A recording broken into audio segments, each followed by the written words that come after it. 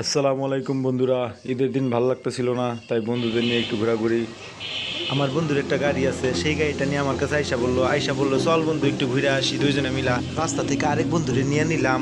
বন্ধু উঠতেছে এখন গাড়িতে, দেখেন এই যে বন্ধু উঠছে, ওইটা বসছে, বসে আমাদের দিকে একটু তাকাবে, তাকায় একটু হাই দিবে। একটা ব্লগ হবে, ব্লগ। রাস্তা দিয়ে যাইতেছি, রাস্তা একদম জনশূন্য, নিরিবিলি এলাকা মনে হয়। ঈদের দিন বা ঈদের পরের দিন এইসব রাস্তা দিয়ে চলাফেরা করতে খুবই আরামদায়ক, খুবই মজা লাগে, খুবই ভালো লাগে। আপনাদের কেমন লাগে আপনারাও বলবেন কমেন্টসে। আসলে রাস্তায় মানুষজন কম থাকাতে ঈদের ছুটিতে সবাই বাড়িতে চলে গেছে, তো রাস্তায় গাড়ি ঘোড়াও কম, সেই জন্য আর কি রাস্তাটা একদম ফাঁকা। খুবই সুন্দর মনোরম পরিবেশ। আমাদের ঢাকা শহরটা যদি আসলে সবসময় এরকম থাকতো, তাহলে আমাদের চলাফেরায় কোনো যানজটের সৃষ্টি হতে হইলো না। খুবই ভালো লাগতো, খুবই সুন্দর মনোরম পরিবেশ। টেনশন আর কি করবো, সর্বনাশ, সর্বনাশ। ভাই লাগে ভাই সেই সেই সিগারেটটা কি থাকবো?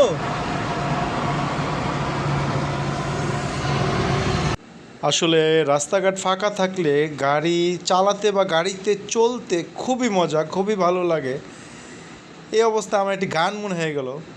এই পথ যদি না শেষ হয় তবে কেমন হতো তুমি বলো তো।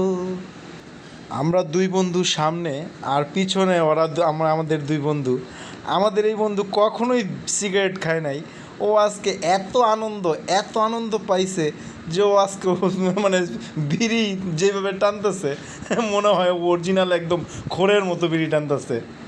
আসলে আমাদের খিলক্ষেত থেকে বিশ্ব রোড দিয়ে পূর্ব দিকে কাঞ্চন ব্রিজ পর্যন্ত একটি রাস্তা চলে গেছে। এই রাস্তাটির নাম হলো গিয়া আমাদের 300 ফিট রাস্তা। আসলে এই রাস্তাটা এত প্রশস্ত, এত সুন্দর, রাস্তা দিয়ে চললে শুধু চলতেই মন চায়।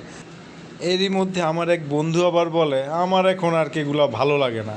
তো আরেক বন্ধু আবার বলতেছে তোর ভাল লাগে না, তুই তখন বুঝবি এই জিনিসটা। আসলে তোর যখন কোনো ভালো জায়গায় এসে যদি কোনো কিছু ভালো না লাগে, তখন তোর বুঝতে হইব তুই বুড়া হয়ে গেছ। তা আমরা সবাই হাইসা দিলাম। তো কথাটা ঠিকই বলছে। আসলে মানুষ বয়স হয়ে গেলে অনেক কিছুই ভালো লাগে না, অনেক কিছুই পছন্দ হয় না।